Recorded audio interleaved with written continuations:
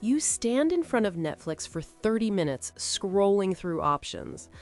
By the time you pick something, you're too tired to watch it.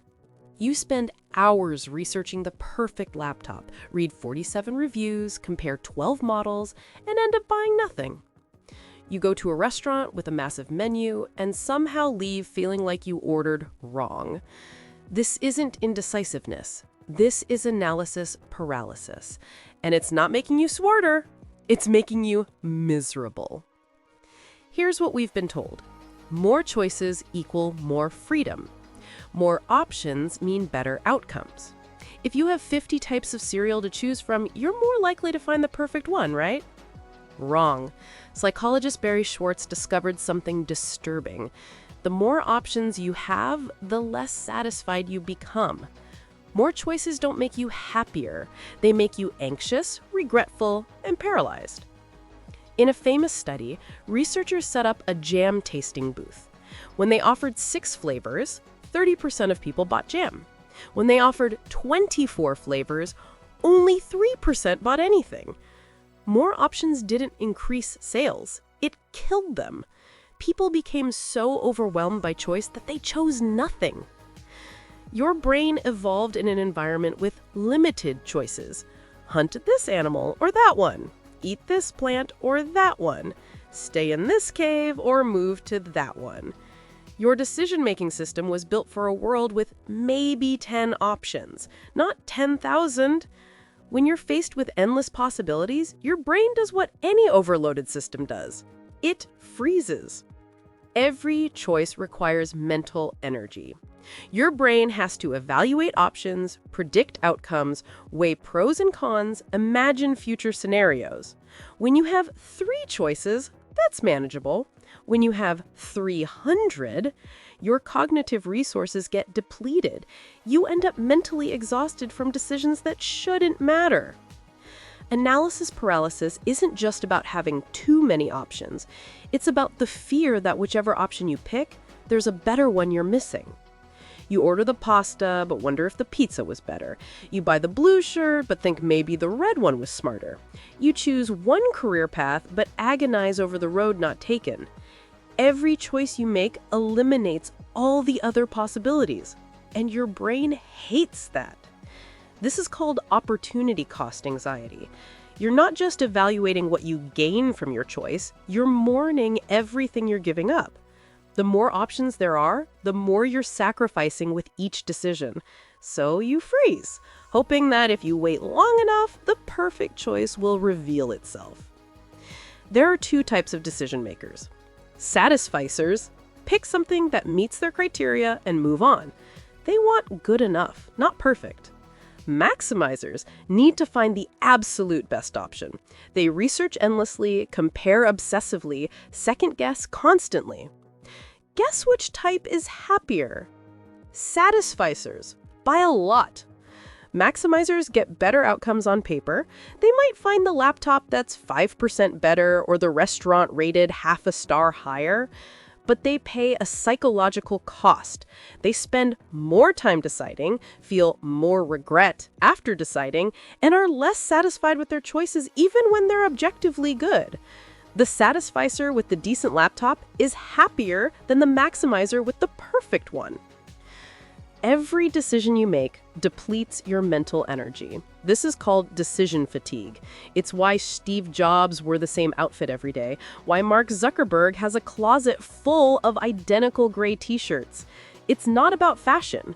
It's about preserving mental energy for decisions that actually matter.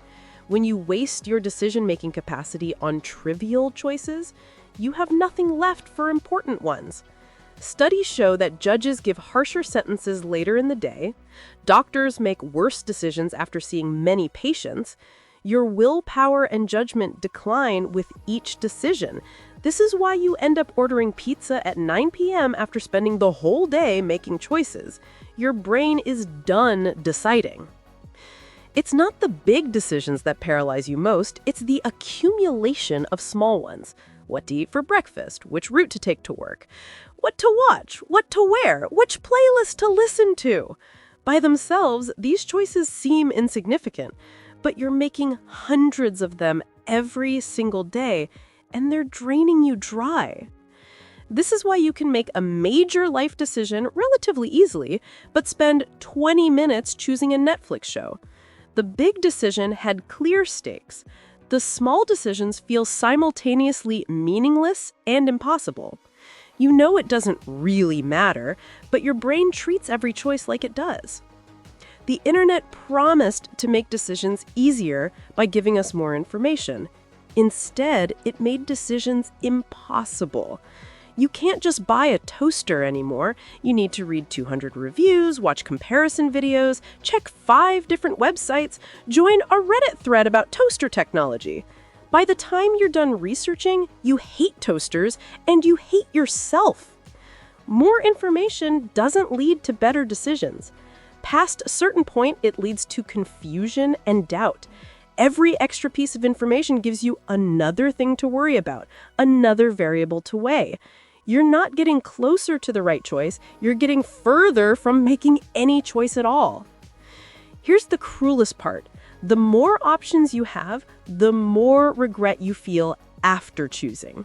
When you pick one option out of 3, you can live with your choice. When you pick one out of 30, you're haunted by the 29 you didn't pick. Your brain runs simulations. Maybe that other one was better. Maybe I made the wrong call. The abundance of options doesn't just make deciding harder, it makes living with your decision harder. This is why people in arranged marriages often report higher satisfaction than people who chose their partners from dating apps. It's not that arranged marriages are better, it's that when you had limited options, you commit to making it work. When you chose from thousands of options, you always wonder if your soulmate was the next swipe. Analysis paralysis feels productive. You're researching, you're being thorough, you're making an informed decision. But there's a point where analysis stops helping and starts hurting. You're no longer gathering useful information, you're procrastinating the decision by disguising it as preparation.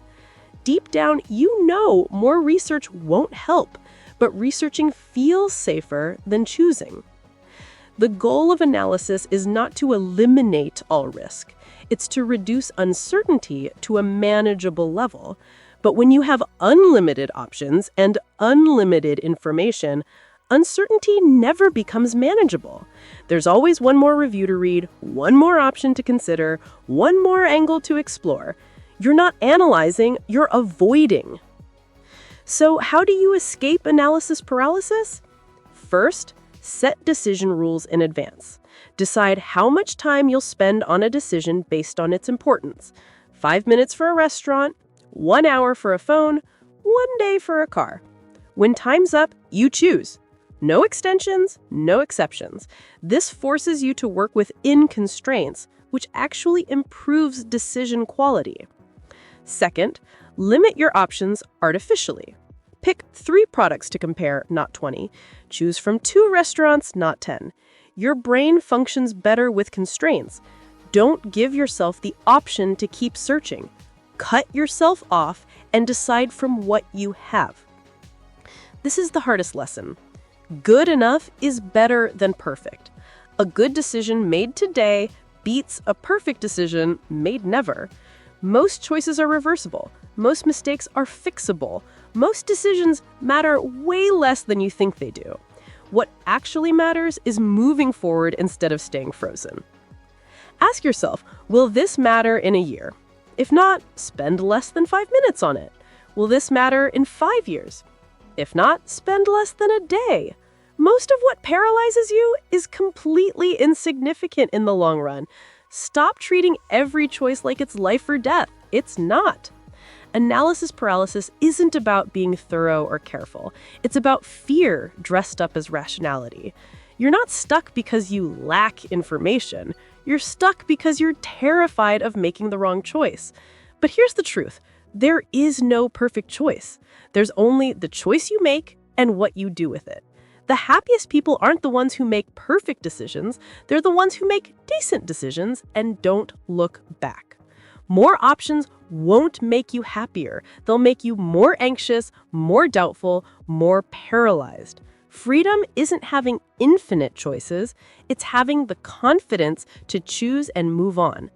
Thanks for watching the Cognitive Blueprints.